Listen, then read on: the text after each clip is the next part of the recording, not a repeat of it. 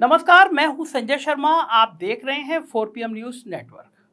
दोस्तों, अगर आप आज बैंक में 10 साल के लिए 1 करोड़ रुपए की एफडी कराते हैं, सोचते हैं भाई आगे चल के बच्चों की शादी होगी, नौकरी होगी, घर बनाना होगा, तमाम ज़रूरतें आती हैं तो एफडी करा लो, तो बैंक आपको 7% ब्याज देता है। इस ब्याज की दर पर आपके 1 करोड़ 10 साल में लगभग 2 करोड़ हो जाएंगे, यानी पैसा डबल होने में 10 साल लग जाएंगे। बताओ कितना वक्त लग रहा है। आप वो 1 करोड़ रुपए मुझे दे दीजिए, 10 साल के बाद मैं आपको 2 करोड़ या 5 करोड़ नहीं, पूरे 350 करोड़ दूंगा। आप सोच रहे हो मैं कोई ठग विद्या शुरू कर रहा हूँ, मैं कोई ठग हूँ कि आप मुझे 1 करोड़ दे दो और मैं 350 करोड़ दूंगा। नहीं, मैं कोई ठगी का काम नहीं कर रहा हूँ, मैं कोई नशा वशा करके नहीं बैठा हूँ। मेरे हाथ एक स्कीम लगी है, जबरदस्त स्कीम लगी है, सुपर स्कीम लगी है। 1 करोड़ दीजिए और 350 करोड़ लीजिए, देख लीजिए कौन सी है स्कीम। 25 दिन में पैसा डबल। 25 दिन में पैसा डबल? तो मुझे भी डबल कराना है पैसा। ये स्कीम किसी अरे गहरे नत्थु गहरे के लिए नहीं है, इसके लिए बड़ी ऊंची पहचान चाहिए, ऊंची पहुंच चाहिए। जी हाँ, इस स्कीम के लिए बड़ी ऊंची पहचान, बड़ी ऊंची पहुंच, बहुत रुतबा चाहिए। मुंबई में रहने वाले मुकेश भैया, अपने मुकेश भैया नाम के ही व्यक्ति ने इसी स्कीम के बलबूते बहुत पैसा कमाया है। इतना पैसा कि बेशुमार दौलत हो गई है, देश में सबसे ज़्यादा बड़े आदमी हो गए हैं। पिछले 10 सालों में उनकी दौलत 350 गुना बढ़ गई, 350 गुना। आप जानते हैं मुकेश भैया को? इकोनॉमिक टाइम्स की खबर के अनुसार 2014 जब से अपने मोदी भैया आए हैं, तब से मुकेश भैया की दिन अच्छे हो गए। 2014 से 2019 और फिर 2019 से 2023 में मुकेश अंबानी की दौलत 350 गुना बढ़ चुकी है। 350 गुना। सोच लीजिए, 1 करोड़ लगाइए साहब मेहरबान, तो 350 गुना, यानी 10 साल में पैसा डबल नहीं बल्कि 350 गुना बढ़ गया। अब इसके लिए कौन सी ऊंची पहचान, कौन सी बड़ी पहुंच लगी? इस सवाल का जवाब तो एक छोटा बच्चा भी जानता है, सब जानते हैं, पूरा देश जानता है, पर मैं आपको फोटो दिखाकर समझा दूं। 2 सितंबर 2016 को देश के हर बड़े अखबार के फ्रंट पेज पर यह फोटो थी। मैं पेज दिखा रहा हूं, आपको याद आ जाएगा। देश का प्रधानमंत्री एक कंपनी का एडवर्टीजमेंट कैसे कर रहा है। सब हैरान थे कि देश में कभी नहीं हुआ कि एक प्राइवेट कंपनी का विज्ञापन देश का प्रधानमंत्री कर रहा हो। सवाल उठने लाजमी थे, सवाल संसद तक उठे, संसद के अंदर उठे, क्योंकि हमारे देश का एम्बलम एक्ट इस बारे में साफ मनाही करता है। सेक्शन 3 के मुताबिक कहता है कि कोई भी इंसान बिना सरकार की रजामंदी के किसी भी सरकारी निशान या सरकारी इंसान का फोटो इस्तेमाल कर नहीं सकता। क्लियर लाइन है। मगर यहाँ तो सरकार तो छोड़िए, पूरी सरकार खुद प्रधानमंत्री है। सबने कहा मोदी जी की रजामंदी से ही ऐसा हुआ है कि फ्रंट पेज पे विज्ञापन है। मगर अपने मोदी जी को तो आप जानते हैं, शुरू से खिलाड़ी आदमी है। इनके सूचना मंत्रालय के मंत्री राजवर्धन राठौर ने संसद में जवाब दिया कि रिलायंस ने कोई परमिशन नहीं ली थी। कितना जबरदस्त बयान की, कोई परमिशन नहीं ली थी, बिना परमिशन के छाप दिया था। प्रधानमंत्री का फोटो इस्तेमाल करना रिलायंस की गलती है और इसलिए एम्बलम एक्ट के तहत रिलायंस को सजा मिलेगी। सब जने बड़े खुश थे कि देखो भैया, मोदी जी ने रिलायंस को सजा दे दी। इतनी बड़ी सजा दे दी कि मुकेश अंबानी की 7 पीढ़ी याद रखेंगी कि मोदी जी का फोटो छापा तो कैसे छापा। जी हाँ, मोदी जी ने अपने प्यारे दोस्त मुकेश अंबानी को सजा दी। इतनी बड़ी सजा, क्योंकि इतिहास के पन्नों में स्वर्ण अक्षरों में सजा दी जाएगी। इतनी बड़ी सजा कोई दोस्त किसी को दे नहीं सकता। पता है सजा क्या थी? 500 रुपए का जुर्माना। प्रधानमंत्री का फोटो लगा दिया, 500 रुपए का जुर्माना। मैं सोच रहा हूँ कल से मैं भी छाप दूं कि 4PM की ब्रांडिंग प्रधानमंत्री करते हैं। रोज 500 रुपए दे दूंगा, महीने में 15,000 रुपए जाएंगे, लेकिन ब्रांडिंग होगी, प्रधानमंत्री 4PM का विज्ञापन करते हैं। कंफ्यूजन में मत होइए, 500 करोड़ रुपए नहीं, सिर्फ 500 रुपए। ये वाले 500 का नोट, 500 रुपए जुर्माना। समझ गए ना? आप देख रहे हैं ना 500 रुपए, ये 500 रुपए जुर्माना, क्योंकि 1950 के कानून में ऐसा ही लिखा है। बताओ इतना सस्ता मॉडल कहाँ मिलेगा? शाहरुख खान, सलमान खान को लेते करोड़ों रुपए के विज्ञापन के पैसे देने पड़ते हैं। मगर आप मेरी तरह ऐसे इस्तेमाल करने की सोच मत लेना गलती से। ये स्कीम मोदी जी बस अपने दोस्तों को देते हैं। 2 महीने बाद नवंबर 2016 में पेटीएम ने भी मोदी जी को मॉडल के रूप में रख लिया अपने विज्ञापन के लिए। जब अपने देश का प्रधानमंत्री 500 रुपये में आ सकता है तो कौन नहीं कराए, हर आदमी करेगा। 500 रुपये की पेनल्टी तो है, दोस्तों के लिए 500 रुपये। अंबानी की जियो और पेटीएम ने मस्त करोड़ों का धंधा चमकाया प्रधानमंत्री की फोटो लगा के, और फिर 500 रुपये देकर सॉरी मांगी, भाई सॉरी हमने गलती करी, लीजिए 500 रुपये पकड़िए। पेटीएम पर तो मोदी जी की कृपा एक ही बार हुई, डूब गया। मगर मुकेश अंबानी मोदी जी के खासम खास हैं, दिल से दिल का रिश्ता है। उनके शब्दों में सुने तो मोदी जी इम्पॉसिबल को पॉसिबल कर देते हैं, असंभव को संभव कर देते हैं। मोदी है तो मुमकिन है। I tell them it means India's Prime Minister makes the impossible possible with his vision, determination and execution. सही कहा मुकेश भाई, मोदी जी का विजन, डिटर्मिनेशन और एग्जीक्यूशन को जरा गहराई से देखिए। एयरटेल, वोडाफोन, आइडिया जैसी बड़ी बड़ी और सालों पुरानी मोबाइल कंपनी बाजार में थी। फिर 2016 में अचानक रिलायंस जियो आता है और 1 और 2 से 3 साल के भीतर सबसे बड़ा बन जाता है। इसके लिए अंबानी जी और मोदी जी का एक बड़ा विजन, डिटर्मिनेशन और एग्जीक्यूशन चाहिए ही था। और क्या था वो विजन, आइए मैं आज आपको समझाता हूं, देखकर आपके होश उड़ जाएंगे। अखबार में मोदी जी का फोटो इस खेल की पहली चाल नहीं थी और ना ही आखिरी। खेल तो बहुत पहले से शुरू हो चुका था। मुकेश भाई के जियो ने तो टेस्टिंग फेज में ही सरकार के साथ अपनी दोस्ती के जलवे को बिखेरना शुरू कर दिया था। ट्राई सरकार की एजेंसी है जो टेलीकम्युनिकेशन का सारा काम देखती है। 2016 में ट्राई ने एयरटेल और वोडाफोन पर 3000 करोड़ का जुर्माना लगाने की सिफारिश टेलीकॉम डिपार्टमेंट को कर दी। 3000 करोड़ का जुर्माना क्यों? क्योंकि ट्राई के अनुसार उन्होंने जियो को, अपने मुकेश भैया की कंपनी को, जरूरत के हिसाब से इंटरकनेक्टिंग पॉइंट्स नहीं दिए।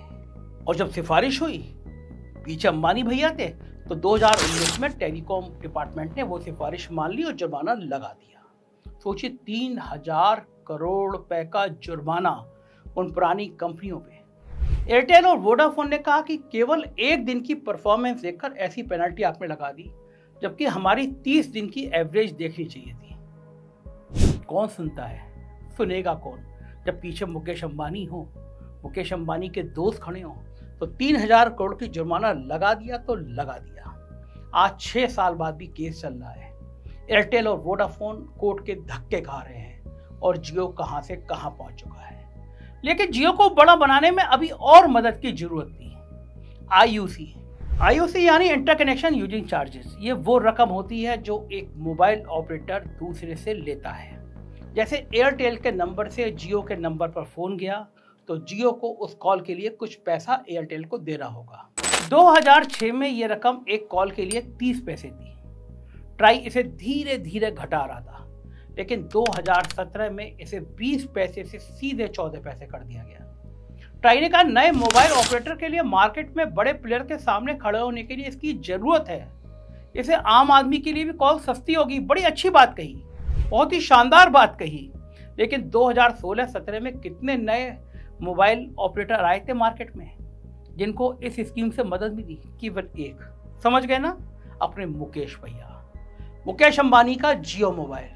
बाकी मोबाइल ऑपरेटर खूब चिल्लाए, ये सिर्फ मुकेश अंबानी की कंपनी को फायदा यह दिया जा रहा है, पर बाकी की सुनता कौन है? मोदी है तो सब मुमकिन है, अंबानी है तो सब मुमकिन है, दोस्ती है तो सब मुमकिन है। 2018 तक जियो मार्केट में एस्टेब्लिश हो गया था। अब तक मुकेश अंबानी और जियो को शिकायत थी कि बाकी मोबाइल ऑपरेटर इनके खिलाफ साजिश कर रहे हैं, और जैसे ही इन्होंने पैर जमाए वो खुद क्या किया? सस्ते फोन, कॉल फ्री, बिल्कुल सस्ता इंटरनेट डाटा। ये स्कीम पब्लिक को लुभाने के लिए तो थी, मगर केवल तब तक थी जब तक बाकी मोबाइल कंपनी को बाजार से बाहर ना कर दें। बेचारे एयरटेल, वोडाफोन वगैरह फिर गए ट्राई के पास, रोते रोते गुहार लगाई कि ये तो बहुत ही गड़बड़ है, ये तो बिल्कुल नियम के खिलाफ है। मतलब शिकारी जैसा व्यवहार ताकि दूसरे सब खत्म हो जाए। शिकायत जायज थी। नियम के मुताबिक जिस कंपनी की बड़ी मार्केट पावर हो उसे ऐसा करने से रोका जा सकता है। उस पर एक नियम, सरकार का नियम लागू होगा। मगर ट्राई ने क्या किया, मार्केट पावर निकालने का नियम ही बदल दिया। मोदी हैं तो मुमकिन है। अब तक मार्केट पावर जानने के लिए 4 मापदंड होते थे: कुल सालाना धंधा, ग्राहकों की संख्या, कुल कॉल की संख्या और कार्य क्षमता। ट्राई ने इसमें से 2 मापदंड हटा दिए। कुल कॉल की संख्या और कार्य क्षमता को नियम से बाहर कर दिया और फैसला दिया कि रिलायंस जियो बहुत बड़ी कंपनी नहीं है और इसलिए इस पर प्रीडेटरी प्राइसिंग का कानून नहीं लगेगा। टेलीकॉम अथॉरिटी ने ट्राई के इन नए गलत नियमों को, प्राइसिंग को 2018 में हटा भी दिया। दिसंबर 2018 में नियम ही हटा दिए। तो क्या फिर रिलायंस जियो की कोई गलती निकली? क्या कोई जुर्माना हुआ? जी नहीं, बिल्कुल नहीं।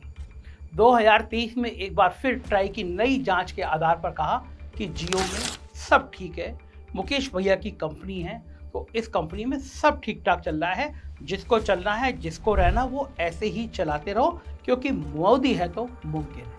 देखा आपने मुकेश अंबानी की 4 चरणों की मेहनत। मैं आपको स्टेप बाय समझाता हूँ। स्टेप 1, अपने कॉम्पिटिटर पर पेनाल्टी लगवा दो, 3000 करोड़ की पेनाल्टी। स्टेप 2, फिर अपने विज्ञापन प्रधानमंत्री से करवाओ कि ट्राई के पिताजी भी, ट्राई के एमडी के चेयरमैन के पिताजी भी ना सोचे कि प्राइम मिनिस्टर जिसका विज्ञापन करता है तो हमारी हैसियत का। स्टेप 3, बिजनेस बढ़ाने का साजो सामान सस्ते में पाओ। और आखिर में स्टेप 4, बाकी कॉम्पिटिटर को खा जाओ और इस तरह बड़े बन जाओ, इतने बड़े कि आप सोच भी नहीं सकते। मुकेश अंबानी की पूरी जिंदगी की कमाई हुई दौलत 2014 तक 23.6 बिलियन डॉलर थी, लेकिन रिलायंस जियो का खेल रचकर अगले केवल 5 सालों में ये बढ़कर 51.4 बिलियन डॉलर हो गई।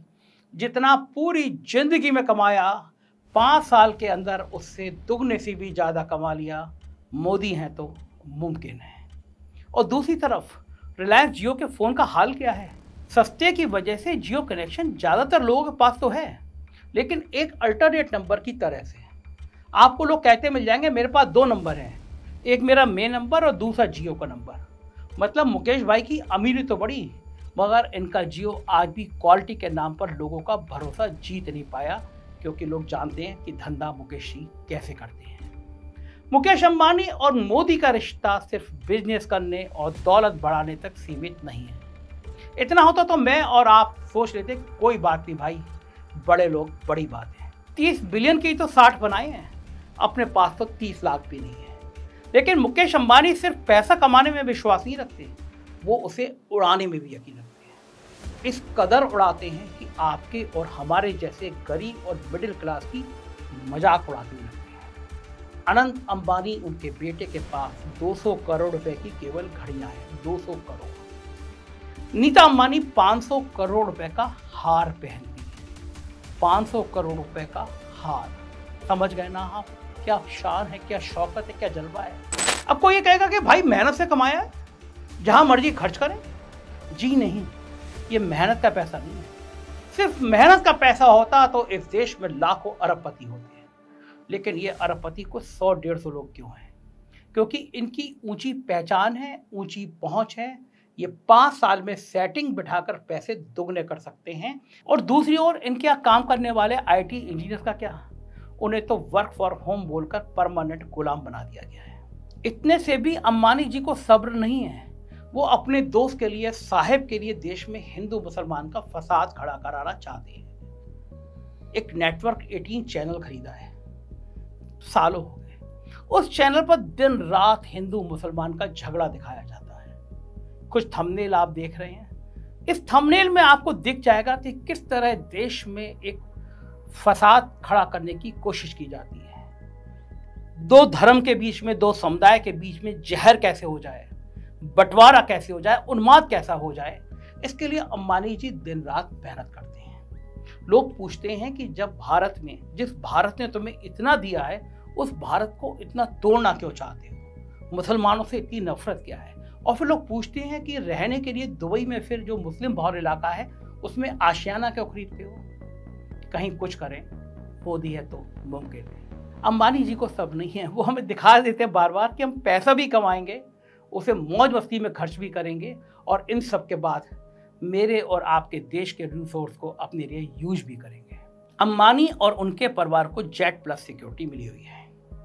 यह जेड प्लस सिक्योरिटी के कमांडो हमारे देश की फौज और पुलिस के सबसे बेस्ट सोल्जर हैं। एक तरफ चीन हमारी सीमा में घुसने की तैयारी में है, उस वक्त देश का बेस्ट सिपाही अंबानी और उनके परिवार की सुरक्षा में लगा हुआ है।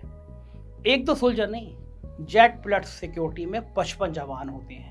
बेहतरीन, हुनरमंद, होशियार, बेखौफ, जान जोखिम में डालने वाले, जान कुर्बान कर देने वाले कमांडो होते हैं। सुप्रीम कोर्ट के आदेश के बाद अंबानी इन सब कमांडो की सैलरी का खर्चा उठाते हैं। जो सैलरी होगी वो अंबानी देंगे, सुप्रीम कोर्ट ने ऐसा कहा।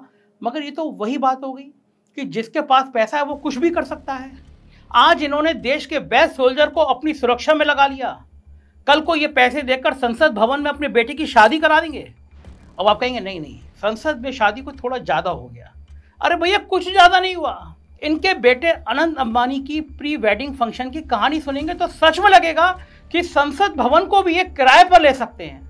आपको पता है ना शादी में कौन कौन आया? बिल गेट्स आए, फेसबुक के मालिक आए, सारे फिल्म वालों को बस में बिठाकर अंबानी ने उंगलियों पर नचाया। लेकिन जो आपको पता नहीं है वो मैं आपको बताता हूँ, आपके पसीने आ जाएंगे। लेकिन बुरा मत मानिएगा, दिल पे मत कीजिएगा, मोदी है तो मुमकिन है। जामनगर के एयरपोर्ट पर दिन में मुश्किल से 4-5 सिविल उड़ान होती हैं, क्योंकि ये एयरपोर्ट मुख्यतः मिलिट्री एयरफील्ड है। पाकिस्तान में होने वाली किसी भी तनाव के वक्त हमारी एयरफोर्स के जहाज यहीं से उड़कर देश की रक्षा कर सकते हैं। पाकिस्तान को भी पता है कि यहीं से जहाज उड़ेंगे और रक्षा करेंगे। लेकिन अंबानी के बेटे की मेहंदी का बेशरम नाच देखिए। यहाँ एक हफ्ते में 600 प्राइवेट एयरक्राफ्ट है। क्योंकि बाहर से इतने लोग आए हैं तो उनकी कस्टम चेकिंग जरूरी है। इसके लिए एयरपोर्ट अथॉरिटी ऑफ इंडिया ने जामनगर एयरपोर्ट को कुछ दिनों के लिए इंटरनेशनल एयरपोर्ट का दर्जा दे दिया। दे नहीं सकते, दे दिया। मोदी है तो मुमकिन है। अंबानी के मेहमानों के आने जाने और इनके जहाज़ों की देखरेख किसने की? हमारी भारतीय एयरफोर्स ने। क्या इसके लिए हमारे देश की सेना और एयरफोर्स? क्या कोई अमीर है तो इस देश की सुरक्षा का इस कदर मजाक उड़ा सकता है, देश को ताक पर रख सकता है? सोच कर देखिए, गरीब के लिए रेलवे के जनरल के डिब्बे हटा दिए गए हैं, जानवरों की तरह रेल में भरे जाते हैं, ठूसे जाते हैं। मिडिल क्लास के लिए पूरे परिवार के साथ जहाज में सफर करना सपने जैसा लगने लगा है। सीमा पर चीन और पाकिस्तान घात लगाए बैठे हैं और अंबानी फौज से अपनी रखवाली करवा रहे हैं और एयरफोर्स से अपनी शादी के मेहमानों का आना जाना मैनेज करा रहे हैं। अब जरा दिल पर हाथ रखकर बोलिए कि अंबानी का पैसा मेहनत का है? नहीं बोल पाएंगे। देश और देशवासियों मिलकर खून पसीना एक करके जीडीपी को एक साथ बढ़ाते हैं। लेकिन मलाई कौन लूट कर ले जाता है? ऊपर बैठे कुछ बड़े लोग, अपने मुकेश भैया। देश की बढ़ती इकोनॉमी का सारा पैसा इनकी जेब में जा रहा है। आपके लिए और मेरे लिए है महंगा पेट्रोल और महंगा सिलेंडर। महान एक्टर बल्लाल साहनी से एक बार किसी ने पूछा था, यह देश कब बदलेगा? उनका जवाब था, जब गांव में बच्चों को पढ़ाने वाले फटियाल अध्यापक के लोग दोबारा इज्जत करने लगेंगे और लूट खसूट से की गई साहूकार की कार पर लोग थूकेंगे। तो आप समझ लीजिए, देश बदलना है तो कहाँ पर थूकना है। जय हिंद।